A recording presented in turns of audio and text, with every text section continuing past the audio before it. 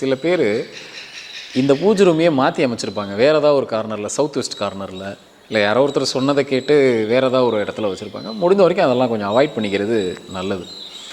இப்போ அங்கெல்லாம் வச்சா என்ன சார் ஆகும் அப்படின்னா, ஏதோ ஒரு வகையில் வீட்டுக்குள்ளே ஏதாவது ஒரு சலசலப்பு இருந்துக்கிட்டே இருக்கும், ஏதோ ஒரு டிஸ்டர்பன்ஸ் இருந்துக்கிட்டே இருக்கும். அதை நீங்கள் உணரலாம்.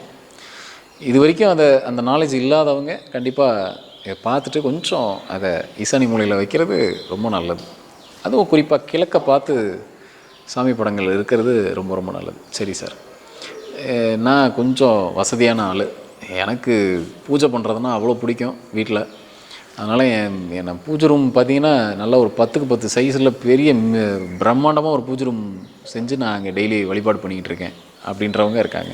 முடிந்த வரைக்கும் என்ன அப்படின்னா, உங்கள் பூஜை ரூம் சைஸ் என்ன வேணாலும் இருக்கட்டும், அதை பற்றி ஒன்றும் இல்லை. ஏன்னா அது உங்களோட வசதிகளை அதை பொறுத்தது. ஆனால் அதிகப்படியான சாமி படங்கள், நிறைய விக்கிரகங்கள் அப்படின்னு வச்சிங்க அப்படின்னா, நீங்கள் தினமும் அவங்களுக்காக மெனக்கிடுறது கொஞ்சம் அதிகமாக இருக்கணும்.